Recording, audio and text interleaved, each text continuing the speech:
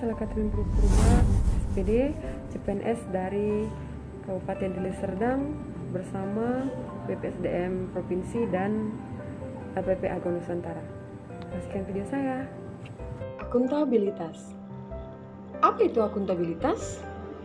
Akuntabilitas adalah kewajiban individu, kelompok, atau institusi untuk memenuhi tanggung jawab yang menjadi amanahnya.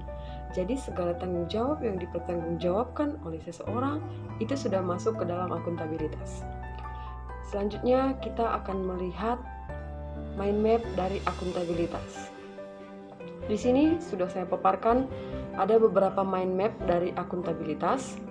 Yang pertama yang akan saya jelaskan adalah satu yang tadi pertama pengertian akuntabilitas. Yang selanjutnya yang saya akan paparkan adalah aspek-aspek akuntabilitas. Akuntabilitas adalah sebuah hubungan. Akuntabilitas berorientasi pada hasil. Akuntabilitas membutuhkan adanya laporan.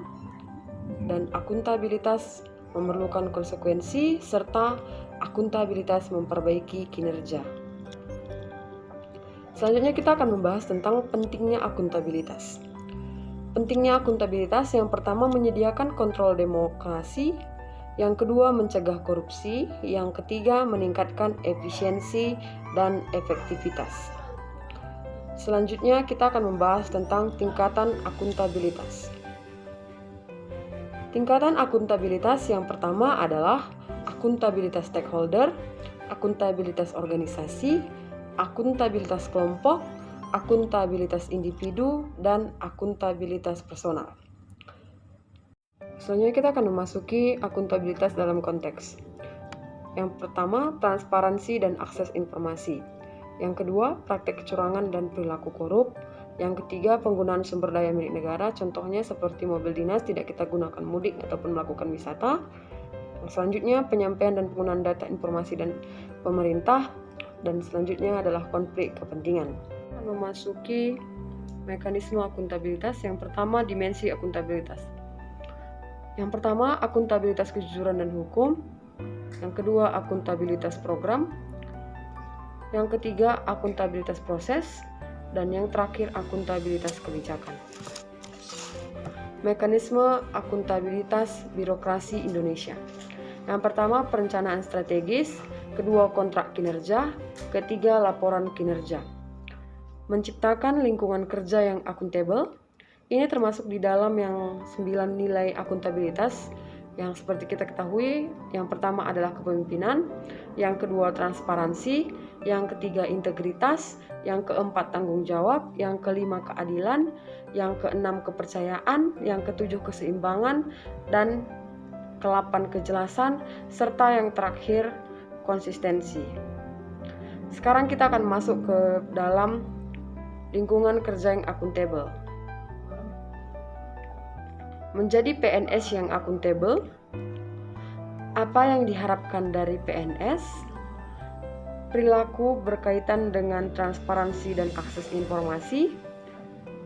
Menghindari perilaku yang curang dan koruptif. Perilaku terhadap penggunaan sumber daya negara. Perilaku berkaitan dengan penyimpangan dan penggunaan data serta informasi pemerintah, dan yang terakhir perilaku berkaitan dengan konflik kepentingan.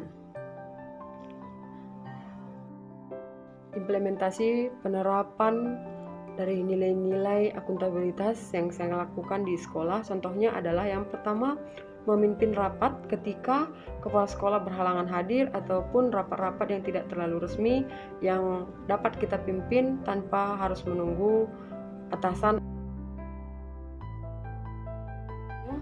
Untuk membangun kepercayaan orang tua kepada guru, harus kita laksanakan rapat rutin dengan orang tua menyangkut tentang program-program ataupun hal-hal yang berkaitan tentang siswa agar terjadinya transparansi dan kepercayaan daripada orang tua terhadap guru di sekolah. Selanjutnya, dalam melaksanakan kegiatan-kegiatan di sekolah, guru harus juga ikut untuk membersihkan sekolah.